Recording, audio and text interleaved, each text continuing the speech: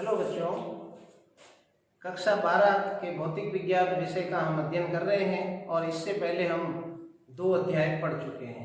आज हम तीसरा अध्याय शुरू करेंगे, विद्युत विभव। इससे पिछले जो दोनों अध्याय थे इसमें हमने विद्युत क्षेत्र की तीव्रता को ज्ञात किया और दूसरे अध्याय में हमने विशेषकर गाउस के नियम का अध्ययन किया जो कि फ्लक्स के लिए था, लेकिन उसका उपयोग हमने विद्युत क्षेत्र की तीव्रता ज्ञात करने के लिए किया।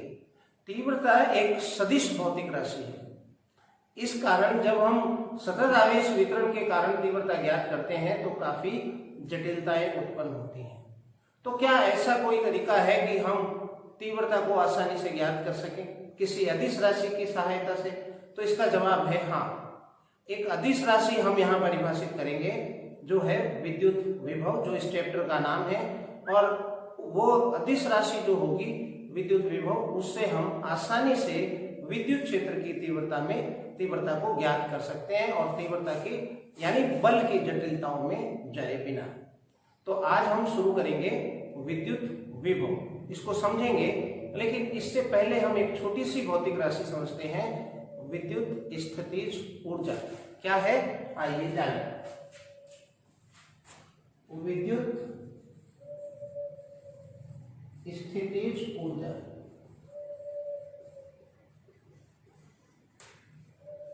स्थितिज ऊर्जा के बारे में आप जानते हैं क्या होता है। गुरुत्वीय स्थितिज ऊर्जा हमने पढ़ी, जब हम गुरुत्वाकर्षण बल के विरुद्ध किसी वस्तु पर कार्य करते हैं तो वो ऊर्जा उस वस्तु की स्थितिज ऊर्जा के रूप में संचित हो जाती है। यहाँ हम गुरुत्वीय क्षेत्र की जगह विद्युत क्षेत्र की बात करेंगे। मान लेते हैं कि यहाँ पर एक विद्युत क्षेत्र है, इस तरह से एक ये विद्युत क्षेत्र हम आपको दर्शा रहे। सामान्यतया विद्युत क्षेत्र किसी भी आवेश के चारों ओर जो होता है उसकी सीमाएं अनंत तक होती हैं। ये जो विद्युत क्षेत्र है ये किसी न किसी आवेश के कारण है। मैं मान लेता हूं आसानी से समझ आए कि यहाँ पर एक आवेश है, दैट इज कैपिटल क्यू आवेश। अब अगर हम इस बिंदु पर विचार करें, किसी बिंदु पर विद्युत क्षेत्र के भीतर किसी भी बिंदु A पर विचार करें और इस A बिंदु पर एक परीक्षण आवेश रख दिया जाए। आप जानते हैं परीक्षण आवेश के रूप में सदैव धनावेश लिया जाता है और सिंबल हम इसका Q0 रखते हैं। तो इस परीक्षण आवेश पर क्या होगा, विद्युत क्षेत्र की दिशा को मैं इस दिशा में मान लेता हूं। असमान विद्युत क्षेत्र है इसलिए इसके प्रत्येक बिंदु पर विद्युत क्षेत्र भिन्न भिन्न होगा। बच्चों, तो होगा क्या कि इस आवेश पर विद्युत क्षेत्र के कारण एक बल लगेगा। हम जानते हैं प्रत्येक आवेश पर विद्युत क्षेत्र के कारण एक बल लगता है, F = QE। अब इस आवेश पर एक बल लगेगा। आप जानते हैं धनात्मक आवेश के विद्युत क्षेत्र के कारण बल विद्युत क्षेत्र की दिशा में लगता है। यहाँ धनात्मक आवेश है तो बल विद्युत क्षेत्र की दिशा में ही लगेगा, और अगर ये ऋणात्मक आवेश का विद्युत क्षेत्र होता तो बल इस तरफ लगता है। अब इस आवेश पर एक बल लगेगा जो कि आप जानते हैं F = QE है। बच्चों, ये आवेश बल लगने के कारण इस दिशा में गति करने के लिए प्रवृत्त होगा, लेकिन हम अगर इसके विपरीत दिशा में इतना ही बल लगा दें तो हम इसको A बिंदु पर रोक सकते हैं। अब इस बल से थोड़ा सा अधिक बल यदि हम लगाएं, तो क्या होगा कि ये आवेश एक बिंदु से हम दूसरे बिंदु तक ले जा सकते हैं। तो मैंने जो विद्युत बल लग रहा था उस बल के विपरीत दिशा में जाकर एक बाह्य बल लगाया और बाह्य बल लगाकर इस परीक्षण आवेश को बिंदु A से B तक ले गया। ऐसा करने में बाह्य बल को एक कार्य करना पड़ा, क्योंकि एक बिंदु से दूसरे बिंदु तक विस्थापन करेंगे तो कार्य संपन्न होगा और ये कार्य ही इस आवेश की स्थितिज ऊर्जा में संचित हो जाएगा। और इसलिए जब यहाँ पर आवेश लाया जाएगा Q0 को, तो ये जो कार्य किया गया है यहां से यहां तक लाने में, ये इसकी स्थितिज ऊर्जा में संचित हो जाएगा। अब आप सोचें कि जब आवेश बिंदु ए पर था तो क्या यहाँ पर कोई स्थितिज ऊर्जा नहीं थी? यहाँ भी थी, क्योंकि इस आवेश को ए बिंदु तक लाया गया है। कहीं से भी लाया गया हो, फाइनली तो इसको अनंत से लाया गया, यानी विद्युत क्षेत्र के बाहर से लाया गया है। तो इस बिंदु पर भी स्थितिज ऊर्जा थी और यहाँ लाए तो स्थितिज ऊर्जा बढ़ गई, क्योंकि मैंने यहाँ से यहाँ तक आने में कुछ कार्य किया, यानी स्थितिज ऊर्जा में इसके परिवर्तन आए। तो स्थितिज ऊर्जा क्या है बच्चों? कि किसी विद्युत क्षेत्र में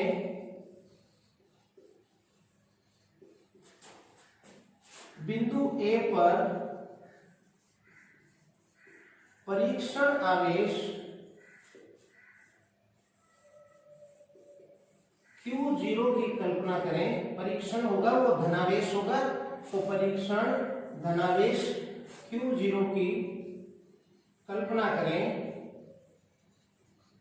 तो इस आवेश पर एक बल या एक विद्युत बल F बराबर Q0E कार्य करेगा या Q0E लगता है।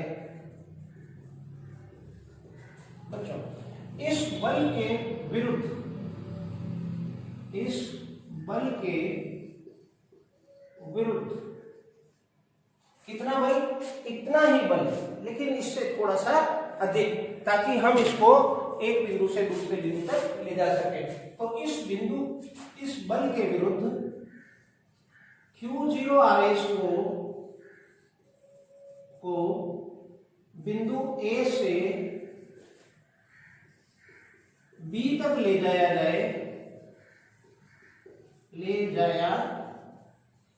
जाए तो बाह्य बल द्वारा एक कार्य संपन्न होता है, एक कार्य संपन्न होता है। क्या होगा ये कार्य? यही कार्य इसकी स्थितिज ऊर्जा में संचित हो जाएगा, तथा यह कार्य उस आवेश की स्थितिज ऊर्जा में संचित हो जाएगा। अतः बिंदु B पर स्थितिज ऊर्जा कितनी हुई? That is U at B। अब ये जो स्थितिज ऊर्जा है इसे हम स्थिर विद्युत स्थितिज ऊर्जा लिखेंगे। स्थिर विद्युत स्थितिज ऊर्जा। विद्युत तो इसलिए है क्योंकि आवेश के कारण है, और स्थिर इसलिए है क्योंकि हम यहाँ पर अभी स्थिर आवेशों के लिए ही अध्ययन कर रहे हैं, क्योंकि यहाँ आवेश स्थिर है।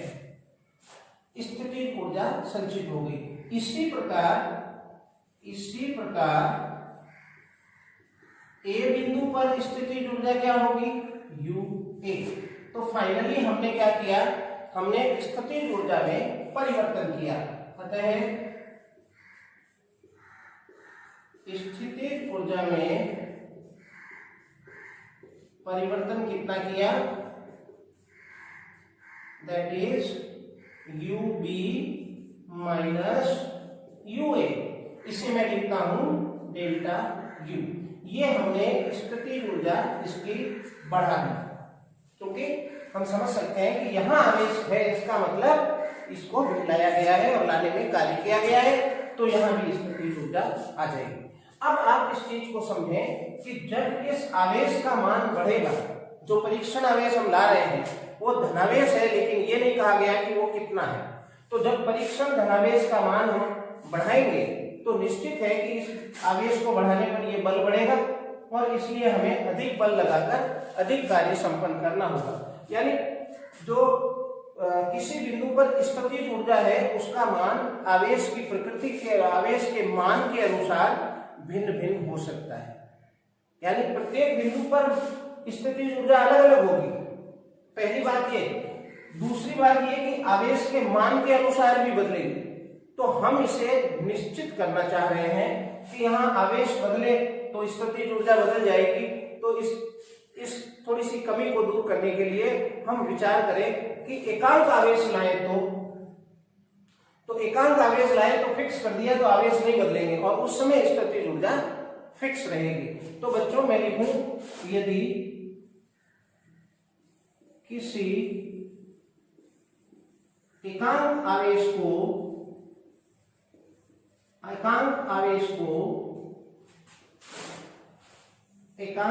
कैसा है? परीक्षण धनावेश। एकांक परीक्षण धनावेश को विद्युत क्षेत्र के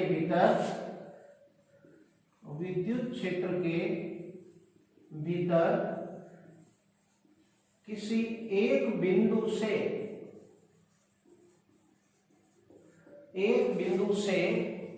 दूसरे बिंदु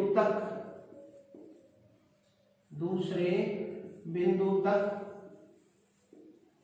बिंदु का नाम हम अभी नहीं दे रहे हैं, तक ले जाने में किया गया कार्य कितना होगा?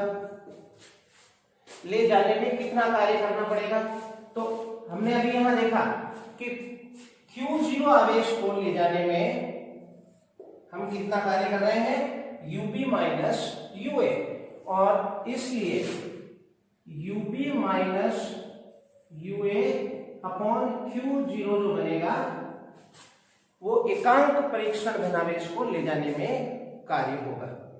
Q0 आवेश को ले जाने में कार्य होता है इतना, तो एकांक आवेश को ले जाने में कितना? Q0 का हमने भाग लगा दिया, एक एक नियम। अब ये है क्या? ये तो एक स्थितिज ऊर्जा ही है, लेकिन यहाँ हमने आवेश को फिक्स कर दिया कि यहाँ एकांक आवेश ही होगा। एकांक आवेश से तात्पर्य आप 1 कूलम आवेश से ले सकते हैं। तो इस नई भौतिक राशि, इसको हम, चूंकि ये एक विशेष भौतिक राशि है जिसका मान केवल विद्युत क्षेत्र के भीतर भिन्न भिन्न बिंदुओं पर भिन्न भिन्न होगा, आवेश बदलने पर यहाँ कोई दिक्कत नहीं होगी क्योंकि एकांक आवेश कह दिया है। तो इसको हम एक नया नाम दे रहे हैं, ये कहलाएगी विद्युत विभव या इलेक्ट्रिक पोटेंशियल।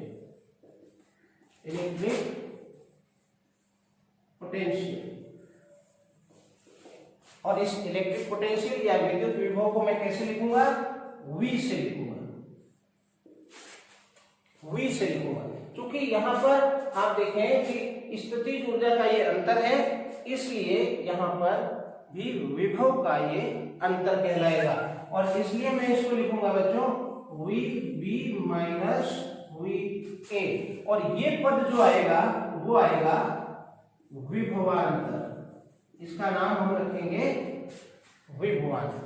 तो ये विभवांतर की क्या परिभाषा हुई कि किसी एकांक परीक्षण धनावेश को विद्युत क्षेत्र के भीतर किसी एक बिंदु से दूसरे बिंदु तक ले जाने में किया गया कार्य विद्युत विभवांतर कहलाता है। कार्य विद्युत विभवांतर कहलाता है। बच्चों अब यहां यह विचार करना है कि इसके अंदर पहली बात कि Q0 आवेश का मान जो है, एक Q0 एक परीक्षण आवेश है, और जब हम आवेश को इस बिंदु से इस बिंदु तक ले जाएंगे तो हम ये ध्यान रखेंगे कि यहाँ गतिज ऊर्जा में परिवर्तन नहीं होना चाहिए। गतिज ऊर्जा में परिवर्तन होने से तात्पर्य है कि वो त्वरित नहीं होना चाहिए, क्योंकि त्वरित होगा तो उसकी गतिज ऊर्जा में परिवर्तन होगा और कुछ एक्स्ट्रा कार्य होगा। हमें कार्य केवल विद्युत क्षेत्र के कारण करना है, इसलिए इसकी परिभाषा में हम शामिल करेंगे कि किसी एक बिंदु से दूसरे बिंदु तक बिना त्वरित किए या बिना गतिज ऊर्जा में परिवर्तन किए ले जाने में किया गया कार्य विभवांतर कहलाता है। यह है विभवांतर। अब विभव क्या है, जो कि टॉपिक है, टॉपिक को आप चाहे विभव या विभवांतर लिख सकते हैं, विभव या विभवांतर लिख सकते हैं। विभवांतर क्या है आपने समझा कि किसी एकांक परीक्षण धनावेश को विद्युत क्षेत्र के भीतर किसी एक बिंदु से दूसरे बिंदु तक बिना त्वरित किए ले जाने में किया गया कार्य है। अब हम समझे कि यदि ये बिंदु ए जो विद्युत क्षेत्र के भीतर है, इस बिंदु को मैं बाहर मान लूं और फिर बिंदु बी को वहीं रखूं, तो मैं क्या कहूंगा? तो मैं कहूंगा कि किसी एकांक परीक्षण धनावेश को विद्युत क्षेत्र के बाहर यानी अनंत से विद्युत क्षेत्र के भीतर किसी बिंदु तक लाने में किया गया कार्य। तो अब लिखें, यदि बिंदु ए अनंत पर स्थित हो तो अनंत पर स्थित हो तो क्या होगा कि V अनंत का मान, अनंत पर विभव कितना माना जाएगा? अनंत पर विभव शून्य माना जाएगा, क्योंकि यहाँ कोई विद्युत क्षेत्र बाहर नहीं होगा और इस विद्युत क्षेत्र के कारण कोई कार्य, यहाँ पर कोई बल नहीं लगेगा या बाहर एक बिंदु से दूसरे बिंदु तक ले जाने में कार्य नहीं होगा, तो इसका मान शून्य होगा। अतः VB माइनस V अनंत equal to UB minus U अनंत अपॉन Q0। अनंत पर स्थितिज ऊर्जा भी शून्य और विभव भी शून्य। क्यों? क्योंकि अनंत पर यानी विद्युत क्षेत्र के बाहर उस विद्युत क्षेत्र के कारण कोई बल नहीं लग रहा है, परिणाम स्वरूप बाहर कोई कार्य संपन्न नहीं होगा। तो ये दोनों राशियां शून्य हो जाएंगी, तो ये बनेगा VB equal to UB by Q0। और सामान्यतया इसको लिख देंगे हम, सामान्यतया V equal to U by Q0। ये है एकांक आवेश को एक बिंदु अनंत से विद्युत क्षेत्र के भीतर किसी बिंदु तक लाने में किया गया कार्य है, या स्थितिज ऊर्जा और कार्य का अनुपात है, जो कि विभव कहलाता है उस बिंदु पर। तो परिभाषा क्या बनेगी? परिभाषा बनेगी विभव की। स्पष्ट है, किसी एकांक परीक्षण धनावेश को, एकांक परीक्षण धनावेश को अनंत से विद्युत क्षेत्र के भीतर किसी बिंदु तक बिना त्वरित किए लाने में, बिना त्वरित किए लाने में किया गया कार्य। अब ये ध्यान रखें, कार्य कौन कर रहा है? कार्य कर रहा है बाह्य बल। तो मैं यहां एक शब्द जोड़ देता हूं, लाने में बाह्य बल द्वारा किया गया कार्य उस बिंदु पर विद्युत विभव कहलाता है बच्चों। तो ये है विभव और विभवांतर का कंसेप्ट। आप वीडियो को पॉज करें और नोट करें।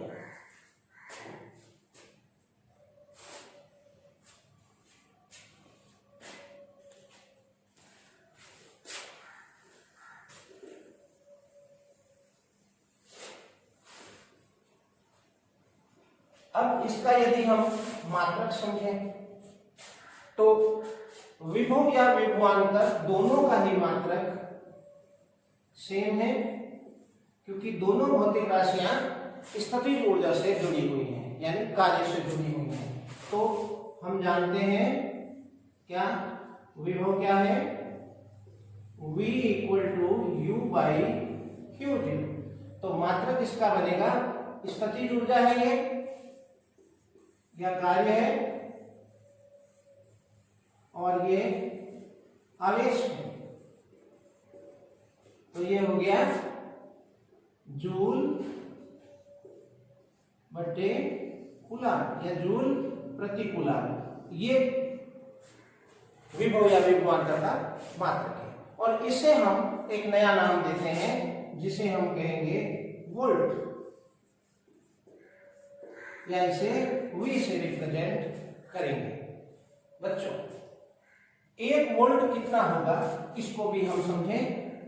तो 1 वोल्ट के लिए हम इस तरह से 1 वोल्ट को परिभाषित करेंगे कि यहां पे यदि मैं कहूं, यदि U बराबर 1 जूल, क्योंकि कार्य का मात्रक स्थितिज ऊर्जा का मात्रक जूल है, और Q0 का मतलब 1 कूलाम है, तो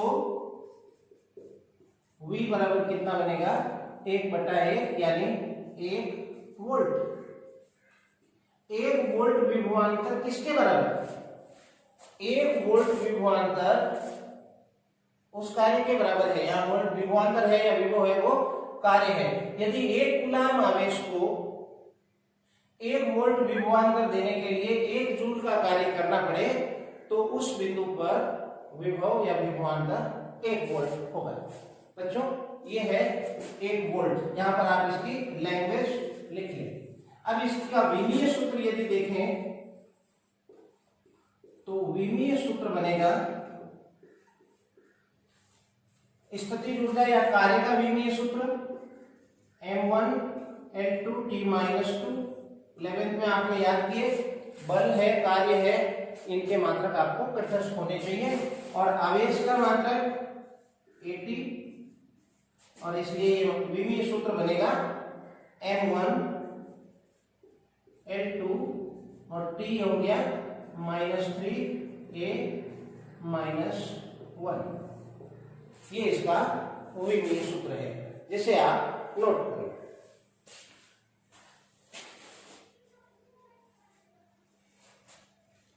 बच्चों एक अन्य मात्रक और है जिसे हम परिभाषित कर रहे हैं, एक इलेक्ट्रॉन वोल्ट। एक इलेक्ट्रॉन वोल्ट या EV किसके बराबर है? ये मात्रक हमें नाभिकीय या परमाणुीय भौतिकी में जब हम ऊर्जाओं का अध्ययन करेंगे तब उसकी आवश्यकता होगी। नाभिकीय या परमाणविक ऊर्जाओं का अध्ययन करते समय हम इस मात्रक का उपयोग करेंगे। तो 1 इलेक्ट्रॉन वोल्ट क्या है? 1 इलेक्ट्रॉन वोल्ट वो ऊर्जा है जो 1 इलेक्ट्रॉन को 1 वोल्ट विभवांतर से त्वरित करे या 1 वोल्ट विभवांतर की ऊर्जा प्रदान करे। 1 वोल्ट, तो 1 EV क्या हुआ? 1 इलेक्ट्रॉन, इट इज 1 इलेक्ट्रॉन और 1 वोल्ट है। तो इलेक्ट्रॉन कितना है? 1 इलेक्ट्रॉन का मान 1.6 × 10⁻⁹ कूलाम, और ये 1 वोल्ट एक्चुअली में 1 इलेक्ट्रॉन वोल्ट है, वो 1 इलेक्ट्रॉन इंटू 1 वोल्ट है। और 1 वोल्ट किसके बराबर है? 1 जूल प्रति कूलाम। कूलाम कूलाम कैंसिल, तो ये हो गया 1.6 × 10⁻⁹ जूल। तो 1 इलेक्ट्रॉन वोल्ट इतने जूल के बराबर है। नोट करें, चलते हैं अगले टॉपिक की ओर। बच्चों हमारा अगला टॉपिक है विद्युत क्षेत्र की तीव्रता से विद्युत विभव कैसे ज्ञात करें।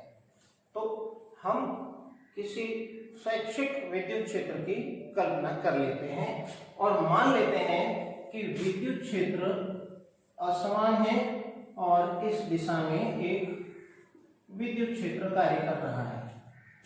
ये विद्युत क्षेत्र है इस दिशा में, और हमें ज्ञात करना है विद्युत विभव या विभवांतर। तो मैं पहले विभवांतर ज्ञात कर लूं और फिर पिछली बार जैसे किया था अनंत पर बिंदु A को प्लेस कर देंगे तो विभव आ जाएगा। तो मुझे इस बिंदु A से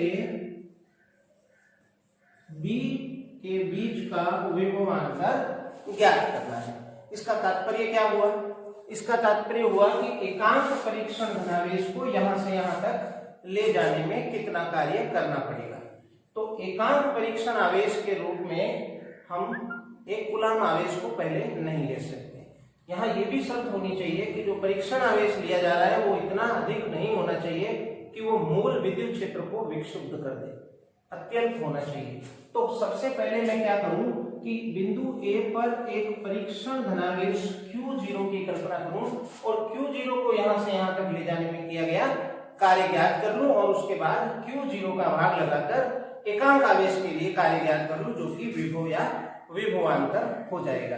तो हम पहले कल्पना करते हैं Q0 को ले जाने में किया गया कार्य, और A बिंदु से B बिंदु तक हमें जाना है। हम यहां से बिंदु A से हम चलना प्रारंभ करते हैं और जो बल लग रहा है इस दिशा में उसके विपरीत हमें कार्य करना होगा।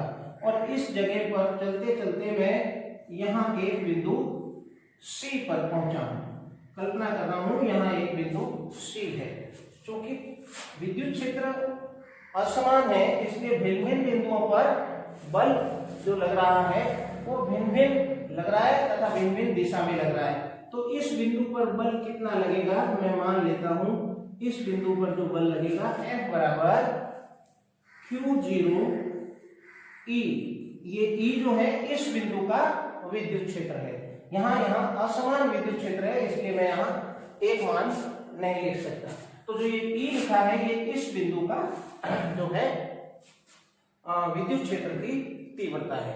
अब मैं यहां से एक अल्पांश दूरी का चयन करता हूं और वो दूरी जो बनेगी बिंदु D के बीच की, C और D के बीच की है।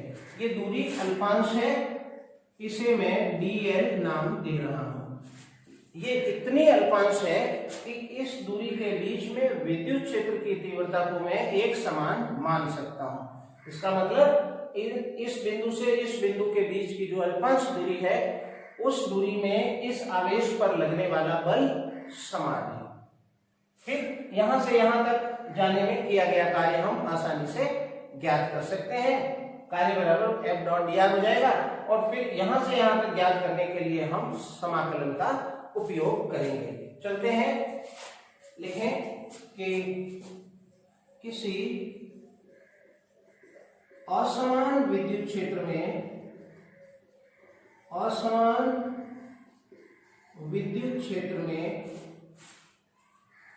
किसी आवेश को किसी परीक्षण धनावेश के रूप में मैं Q0 ले रहा हूं। धनावेश Q0 को बिंदु A से B तक ले जाने में किया गया कार्य ज्ञात करना है। अब टोटल दूरी के लिए हम कार्य ज्ञात कर नहीं सकते, क्योंकि प्रत्येक बिंदु पर तीव्रता भिन्न भिन्न आएगी, तो बल भिन्न भिन्न आएगा और बल भिन्न भिन्न आने के कारण कार्य भिन्न भिन्न आएगा। तो इसके लिए मैं क्या करूंगा, अतः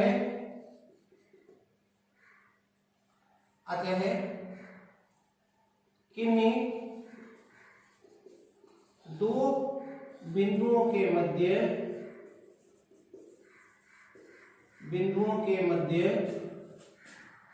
अल्पांश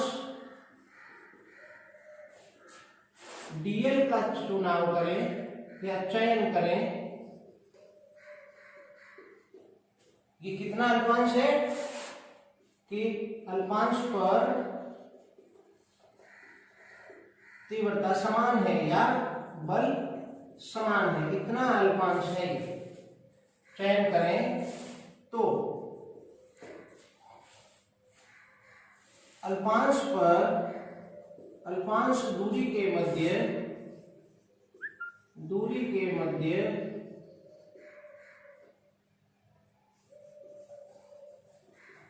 तीव्रता E होने पर मध्य लगने वाला बल कितना होगा, F बराबर Q0E, क्योंकि इस अल्पांश पर मैंने तीव्रता को E माना। अब बच्चों अतः अल्पांश dl तक जाने में संपन्न कार्य कितना होगा, that is F dot dl। ये कार्य अल्प कार्य होगा dw। अदिश भौतिक राशि है तो लिखूं अतः बिंदु ए से बी तक जाने में संपन्न कुल कार्य ज्ञात करने के लिए हमें क्या करना पड़ेगा, समाकलन करना पड़ेगा। समाकलन f डॉट dl। बच्चों अब यहां पर f का मान मेरा, तो ये f क्या है, तीव्रता E होने पर लगने वाला बल, जो कौन लगा रहा है, विद्युत क्षेत्र लगा रहा है, इसलिए ये विद्युत बल है। तो ये किया गया कार्य भी किसके द्वारा होगा, विद्युत क्षेत्र द्वारा। तो कुल किया गया कार्य यहाँ विद्युत क्षेत्र द्वारा है, इस बात का हमें ध्यान रखना है। अतः मैं इसको ऐसे लिख सकता हूं, W बराबर, अब मैं A से B लाया हूं तो यहाँ पर मैं सीमाओं का भी निर्धारण कर दूंगा, लिख दूंगा यहाँ। तो F बराबर Q0E और dl। ये कार्य है, ये कार्य अभी हमने समझा है कि यहाँ से यहाँ तक, अब मैंने पूरा यहाँ से यहाँ तक निकाल लिया है, यहाँ से यहाँ तक का कार्य ये किस रूप में संचित होगा, ये इसकी स्थितिज ऊर्जा के रूप में संचित होगा। तो ये बेसिकली क्या है, स्थितिज ऊर्जा है। और परिभाषा अनुसार विभव, ये कार्य ए से बी का है तो मैं यहाँ पर ए से बी लिख दूं, आप चाहो तो। अतः यहाँ लिख देते हैं, अतः एकांक परीक्षण धनावेश को ए से बी तक ले जाने में संपन्न कार्य, एकांक परीक्षण को ले जाने में जो कार्य होगा वो क्या कहलाएगा, परिभाषा अनुसार विभवांतर कार्य, विभवांतर कहलाता है। तो ये बन गया, इसको हमने लिखा VBA, और ये आपने इसको लिखा था WBA, ए भी लिख दिया, ए से बी तक है तो कोई बात नहीं, W from A to B। एकांक परीक्षण धनावेश तो Q0 और ये हो गया WAB।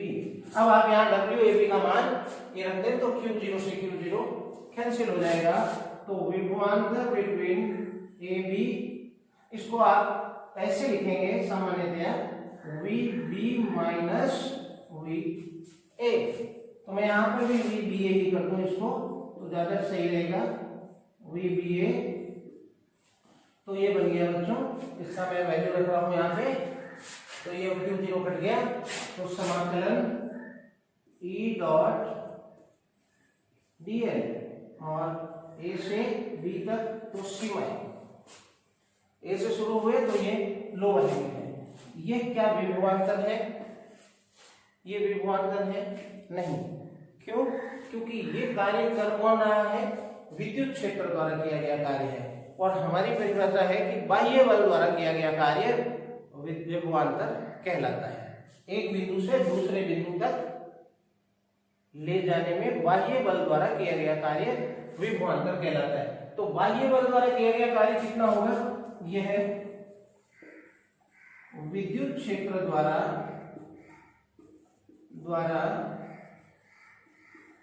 किया गया कार्य है। अतः बाह्य बल द्वारा किया गया कार्य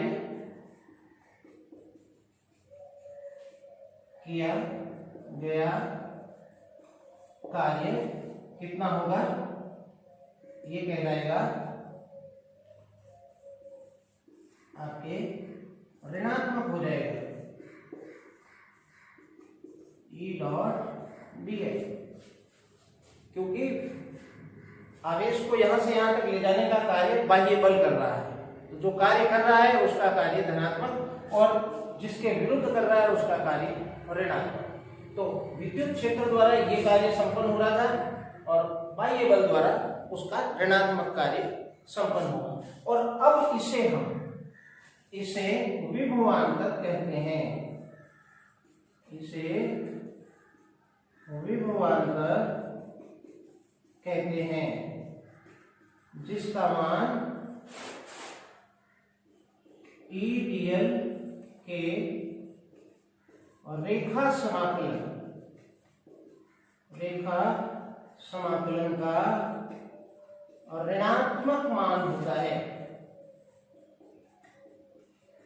तो EDL जो बनेगा वो विद्युत क्षेत्र द्वारा किया गया कार्य है और उसका ऋणात्मक मान लेंगे तो बाह्य बल द्वारा किया गया कार्य है और इसलिए इसे हम विभवांतर नाम देंगे। बच्चों, इसे हमने रेखा समाकलन नाम दिया है। रेखा समाकलन नाम क्यों दिया है? क्योंकि जब हम आवेश को एक बिंदु से दूसरे बिंदु तक ले जाएंगे तो किसी न किसी पथ के या रेखा के अनुदिश ले जाएंगे और इसलिए इसे हमने रेखा समाकलन कहा है।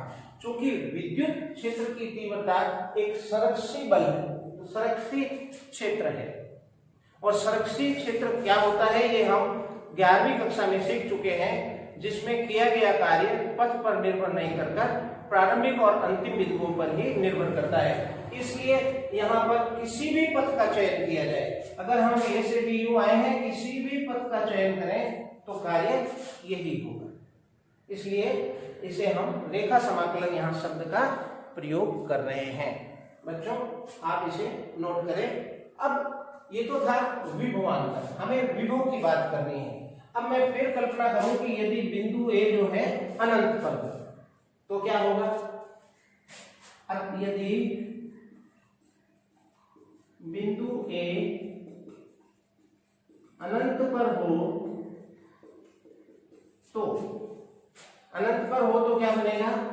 V B अनंत, एक को अनंत पे ले लिया, माइनस अनंत से V E डॉट dl और A बिंदु अनंत से होने पर ये बन गया अनंत से एकांत धनावेश को यहां तक लाने में किया गया कार्य और फिर ये आपके जो है विभव कहलाएगा। इसको आप कैसे लिख सकते हैं? VB माइनस VA से लिखें तो ये बनेगा VB माइनस V अनंत बराबर अनंत to V E dot dl और हम जानते हैं V अनंत का मान यहाँ शून्य होगा तो VB बराबर अनंत to V E dot dl। ये उस बिंदु पर विभव का सूत्र है। तो आप समझ गए कि विभव क्या है?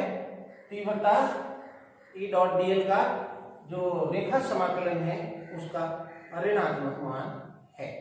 अब एक बात पे विचार करें कि हम यहाँ परीक्षण आवेश को सदैव धनावेश लेंगे और दूसरा जो विद्युत क्षेत्र है वो विद्युत क्षेत्र किसका है? विद्युत क्षेत्र किसी आवेश का है, या तो वो विद्युत क्षेत्र धनात्मक आवेश का होगा Q ग्रेटर देन 0, यानी धनात्मक आवेश का होगा। अब धनात्मक आवेश का है और हम अनंत से उधर जा रहे हैं तो धनात्मक आवेश का विद्युत क्षेत्र भी है और परीक्षण आवेश भी है धनात्मक, तो प्रतिकर्षण होगा और बाह्य बल को कार्य करना पड़ेगा और उस स्थिति में जो विभव आएगा वो धनात्मक आएगा, विभव धनात्मक प्राप्त होगा। दूसरा, यदि Q जो है ऋणात्मक है, 0 से छोटा है, ऋणात्मक है, तो क्या होगा? ऋणात्मक आवेश का विद्युत क्षेत्र है और धनात्मक आवेश को ला रहे हैं तो आकर्षण होगा और आकर्षण होगा तो इसको यहां से यहां तक लाने में जो कार्य करेगा वो विद्युत क्षेत्र करेगा। इसलिए विद्युत क्षेत्र का कार्य धनात्मक होगा और बाह्य बल द्वारा किया गया कार्य ऋणात्मक होगा और बाह्य बल द्वारा किया गया कार्य क्या कहलाएगा? विभव या विभवांतर। तो यहाँ विभवांतर ऋणात्मक है। तो बच्चों, अगर ऋणात्मक आवेश का विभव है तो फिर तो वो विभव ऋणात्मक प्राप्त होगा। तो ये है बच्चों विद्युत क्षेत्र से विद्युत विभव कैसे ज्ञात करते हैं। आप नोट करें इसे। चलते हैं बच्चों अगले टॉपिक की ओर और अगला टॉपिक है किसी बिंदु आवेश के कारण विद्युत विभव। मैं मान लेता हूं कि किसी बिंदु O पर एक बिंदु O पर एक धनात्मक Q आवेश स्थित है। यहाँ ऋणात्मक Q आवेश भी लिया जा सकता है और इस आवेश का एक विद्युत क्षेत्र होगा, तो मैं मान लेता हूं कि यहाँ तक एक विद्युत क्षेत्र है और हमें इस बिंदु P पर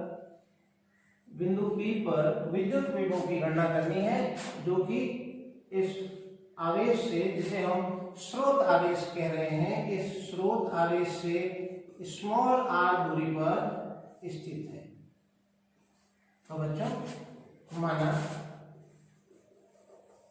किसी बिंदु O पर Q आवेश, कैपिटल Q आवेश स्थित है तथा स्मॉल r दूरी पर स्थित बिंदु P पर विद्युत विभव ज्ञात करना है, जिसका तात्पर्य क्या है? इसका तात्पर्य है कि किसी एकांक परीक्षण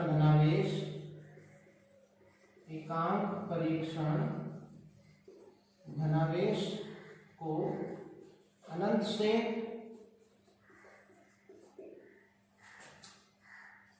बिंदु P तक बिना त्वरित किए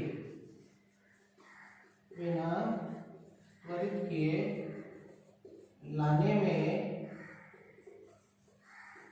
किया गया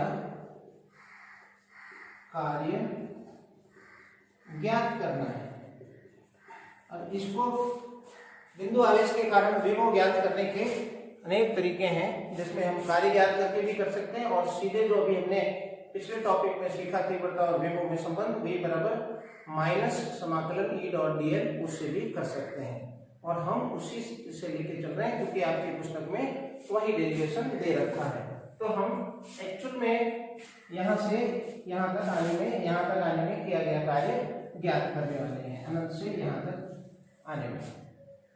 तो बच्चों, हमें जो ये सूत्र लेना है वो हम ले लेते हैं। हम जानते हैं V एट P क्या होगा? माइनस समाकलन E डॉट dl, ये हम जानते हैं। अब हम अनंत से यहाँ तक आ रहे हैं, तो किसी पथ के अनुदिश आ रहे हैं, क्योंकि यहाँ हमें रेखा समाकलन का उपयोग करना है। और ये बात आपने सीखी कि ये विद्युत क्षेत्र एक संरक्षित क्षेत्र है, इसलिए पथ पर निर्भर नहीं करेगा। लेकिन हम मान लेते हैं कि हम सीधे सीधे आ रहे हैं, यानी त्रिज्यीय दिशा में आ रहे हैं, यूं अनियमित चल के नहीं आ रहे हैं। और इसलिए हम यहाँ पर त्रिज्यीय दिशा में आने के कारण, त्रिज्यीय दिशा में होने के कारण dl को हम dr लिख सकते हैं। तो मैं इसको ऐसे लिख दूंगा, ये अनंत से r। अब इस समाकलन का अर्थ क्या है? इसका अर्थ है, पहले किसी अल्पांश के लिए कार्य ज्ञात करो एकांक धनावेश को लाने में, फिर उसको हम जो है समाकलन करके कुल कार्य ज्ञात करें। तो यहाँ से यहाँ तक आने के बीच में मैं किसी अल्पांश का चयन कर लेता हूँ, और ये अल्पांश है, यानी बहुत अत्यंत है, ये अल्पांश। बच्चों, इस अल्पांश पर विद्युत क्षेत्र की तीव्रता कितनी है? तो मैं मान लूं कि यहाँ अल्पांश dl पर विद्युत क्षेत्र की तीव्रता जो है E H, तीव्रता का सूत्र आप जानते हैं, स्रोत आवेश Q है, तो Q अपॉन 4/ε0 r²। और अल्पांश यहाँ लिया है, तो हमें ये दूरी लेनी पड़ेगी, और इस दूरी को मैं r1 मान रहा हूँ, तो Q अपॉन 4/ε0 r1²। और इसकी मैं यहाँ पर वैल्यू रख दूंगा। इसको मैं, क्योंकि यहाँ अदिश गुणनफल है, इसलिए इसको सदिश निरूपण में मैं रखूंगा और यहाँ आर कैप का प्रयोग करेंगे बच्चों। तो ये बन गया वीपी बराबर माइनस समाकलन अनंत से आर, ई की वैल्यू रख दें q upon 4 pi epsilon 0 r1 square and r cap dot D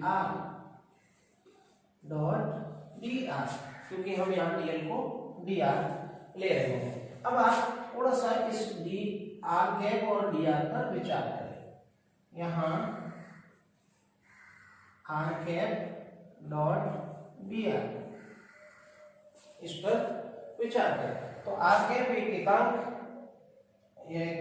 एकांक सदिश है, इसका मान 1 है, डॉट हटेगा तो cos थीटा आएगा, तो ये एकांक हो गया और ये बन गया dr cos थीटा। और थीटा कितना है, तो थीटा r और dr के बीच का जो है कोण है। तो r जो है त्रिज्यीय दिशा में, विद्युत क्षेत्र इस दिशा में है और हम इस दिशा में आ रहे हैं, इसलिए थीटा यहाँ 180 डिग्री का है, तो cos 180 हो गया। और इसलिए ये बनेगा अनंत से r Q by 4 pi epsilon 0 r1 square और dr माइनस में हमें प्राप्त होगा। तो ये माइनस यहाँ जाएगा तो माइनस माइनस प्लस हो जाएगा, और उस स्थिति में फिर q अपॉन 4 पाई कांस्टेंट है, बाहर निकाल लेंगे एप्सिलॉन 0 को, तो मैं लिखूंगा या Vp बराबर q बाई 4 पाई एप्सिलॉन 0 अनंत से r तक के लिए ज्ञात कर रहे हैं, तो ये बन गया 1 upon r1 square and dr। अब चूंकि यहाँ समाकलन है तो मैं अनंत से r लिख के चल रहा हूँ। बच्चों समाकलन क्या होता है, ये समाकलन है r की घात -2 dr। समाकलन में एक घात बढ़ जाती है तो r की घात -2 + 1, और यही घात की वैल्यू जो है नीचे भी आती है, तो ये बनता है -1 और ये r की घात -1 यानी -1 अपॉन r। तो इसको आप लिख सकते हैं q by 4 pi epsilon 0 and -1 upon r1।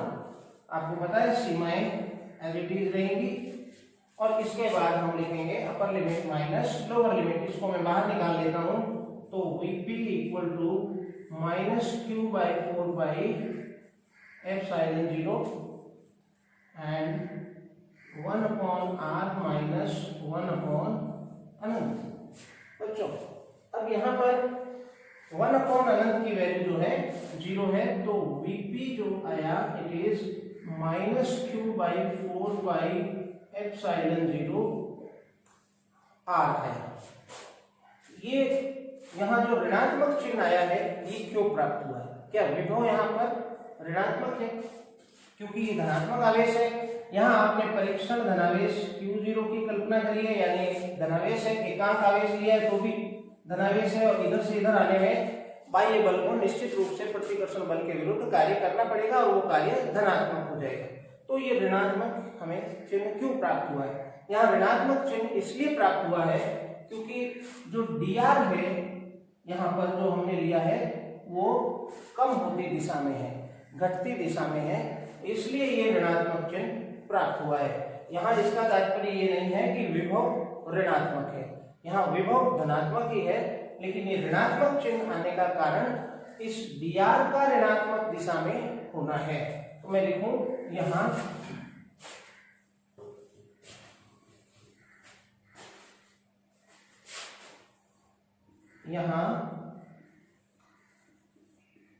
ऋणात्मक चिन्ह dr के ऋणात्मक दिशा में होने के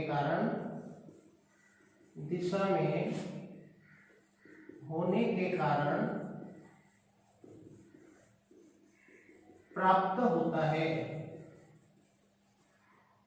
तथा विभव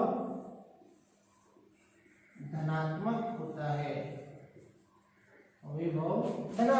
है, क्योंकि हम देखें कि विद्युत क्षेत्र की तीव्रता इधर है और हमारा dr इस दिशा में जा रहा है, यानी विपरीत दिशा में जा रहे हैं, इसलिए ये ऋणात्मक आया है। बाकी विभव धनात्मक है, अतः v को हम ऐसे लिखेंगे v equal to q by 4 pi epsilon 0 r। p बिंदु हटा दिया, किसी भी बिंदु पर ये स्थिति है, चाहे आप p लिख सकते हैं क्योंकि ये धनात्मक आवेश के कारण है। यदि q इज ग्रेटर देन 0 मतलब धनात्मक आवेश है, तो फिर वही बात आएगी कि v भी धनात्मक होगा, v ग्रेटर देन 0 तथा q ऋणात्मक है, लेस देन 0 है, यानी ऋणात्मक आवेश है, तो v भी लेस देन 0 होगा, यानी ऋणात्मक होगा। और ऋणात्मक आवेश के लिए हम v लिखेंगे at any point p it is minus q by 4 pi epsilon 0 and r। ये विभव हमें प्राप्त हो। तो यहाँ ऋणात्मक चीज से परेशान नहीं होना है, इसको आप नोट करें, मुझे बोर्ड साफ करना है। अच्छा, अब आप थोड़ा सा विचार करें कि इस बिंदु पर विभव क्या है। बिंदु P पर विभव, बिंदु P पर तीव्रता कितनी थी, q by 4 pi epsilon 0 r square, और विभव कितना आया, q by 4 pi epsilon 0 r। यानी यहां पर जो तीव्रता है q is inversely proportional to r square and v is inversely proportional to r only. बिंदु आवेश के कारण तीव्रता और विभव दोनों पर विचार करें तो हमें क्या समझ में आएगा कि जैसे जैसे हम नजदीक आएंगे ये बढ़ेगा, तो नजदीक आने पर तीव्रता भी बढ़ेगी क्योंकि r कम हो रहा है तो तीव्रता बढ़ेगी और विभव भी बढ़ेगा। और दूर जाने पर r का मान बढ़ाने पर तीव्रता भी घटेगी और विभव भी घटेगा। लेकिन आप देखें कि तीव्रता में r स्क्वायर का पद है और इसलिए तीव्रता में कमी तेजी से होगी। अगर तीव्रता में मैं 2 मीटर रख दूं दूरी, तो यहाँ पर 2 का ये 4 हो जाएगा, यानी पहले की तुलना में 1/4 टाइम हो गई और ये 1/2 टाइम रहेगी। अतः स्पष्ट है E जो है r की घात -2 वे v r की घात -1 पर निर्भर करती है। अब ग्राफीय निरूपण इसका कैसे दिखाएंगे, तो ग्राफीय निरूपण सिंपल है, r के साथ v को, और ये ग्राफ ऐसा आएगा, वक्रीय होगा, व्युत्क्रमानुपाती का ग्राफ वक्रीय आता है। लेकिन अगर ये तीव्रता होती तो तीव्रता का ग्राफ, यहाँ पर आप देखें कि दूरी बढ़ने के साथ ग्राफ नीचे आ रहा है, यानी विभव कम हो रहा है, लेकिन तीव्रता जो है वो तेजी से कम होगी। और इसलिए अगर तीव्रता को मैं यहाँ दिखाना चाहूँ तो तीव्रता का ग्राफ कुछ ऐसे आएगा, तेजी से घटेगा, इसकी जो ढाल है वो अधिक है। ये तीव्रता के लिए है E। हालांकि आपको ये केवल विभव का यहाँ दिखाना है। तो यहाँ जो V है इनवर्सली प्रोपोर्शनल टू R। अब इसमें एक पॉइंट और है, और वो पॉइंट ये है कि जो हमने विभव ज्ञात किया है, इस विभव में विभव केवल दूरी पर निर्भर कर रहा है, दूरी पर निर्भर कर रहा है, दूरी बढ़ने के साथ विभव घट रहा है। दूसरी बात, स्रोत आवेश पर निर्भर कर रहा है। स्रोत आवेश धनात्मक है तो विभव भी धनात्मक है, और स्रोत आवेश ऋणात्मक है तो विभव भी ऋणात्मक है। लेकिन तीसरी जो महत्वपूर्ण बात है वो ये है, यानी कि जो विभव है वो माध्यम पर भी निर्भर कर रहा है। किस माध्यम की प्रकृति के पर भी निर्भर करता है। ये माध्यम हवा या निर्वात लेके चले हैं, तो मैं लिखूं यदि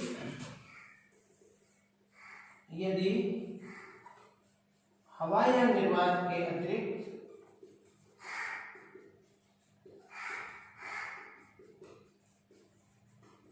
कोई अन्य माध्यम हो